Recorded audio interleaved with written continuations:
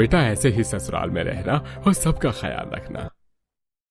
कुछ ही देर में नेहा के मायके वाले चले जाते हैं। इसी तरह कुछ दिन बीत जाते हैं और एक दिन जब पूरा परिवार खाने के लिए बैठता है तो दीपक सुरेश की नजर कुछ बर्तन पर पड़ती है जिसमें अब भी थोड़ी सी चिकनाहट लगी हुई थी।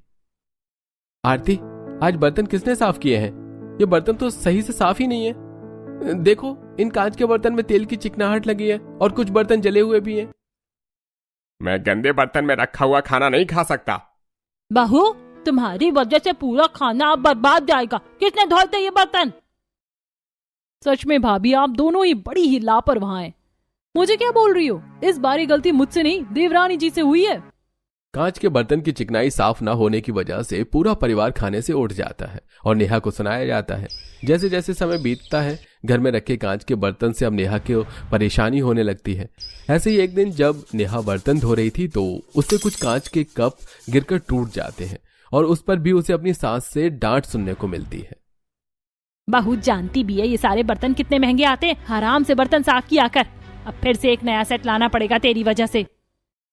इन लोगों ने तो मुझे बर्तन धोने वाली नौकरानी समझ रखा है। भगवान, यहाँ बर्तन चोरी क्यों नहीं होते?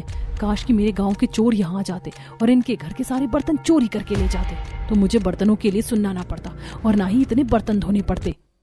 नेहा पूरे दिन बर्तन धोकर परेशान हो जाती है। कुछ दिनों में जब नेहा को यह पता चलता है कि काजल को देखने के लिए लड़के वाले आ रहे हैं तो वो परेशान हो जाती है और कमरे में पति के साथ बैठी कहती है, दीदी तो कभी लड़ाई कर लेती हैं तो कभी गंदे बर्तनों का इल्जाम मुझ पर डाल देती हैं। वो खुद तो बर्तन धोने से बच जाती हैं, पर पूरे दिन मैं बस बर्तन धोती ही रहती हूँ। कभी कभी तो ऐसा लगता है जैसे कि पूरे शहर का बर्तन मुझे धोने को दे दिया हो।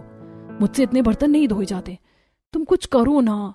और अब इतने दिनों बाद काजल को देखने के लिए लड़के वाले आ रहे हैं और फिर दादी जी कोई नया डिनर सेट निकाल लेंगी।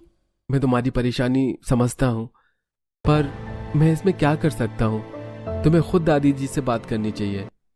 सही कहा तुमने। अगर परेशानी मुझे है तो हल भी मुझे ही निकालना होगा। अब मैं खुद बात करूंगी दादी जी से। बर्तनों से परेशान नेहा अपनी दादी सास के कमरे में जाती है, जो चश्मा लगाकर बैठी किताब पढ़ रही थी। दादी जी, कल लड़के वाले आ रहे हैं। पहले ही काजल का रिश्ता 2 बार टूट चुका है। हम लड़के वालों को कांच के बर्तन में अच्छा खाना खिलाकर खुश नहीं कर सकते।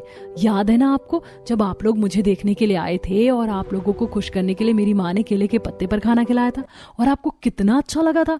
अगर ऐसा ही हम करें तो क्या पता केले के पत्ते पर 56 भोग खाकर लड़के वाले इस रिश्ते के लिए हाँ कर दे।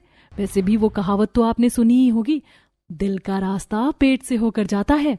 बहुत तेरी बात में तो दम है। अगर इंसान को अच्छा खाना खिलाकर खुश कर दो तो बड़ी से बड़ी मुसीबत हल हो जाती है।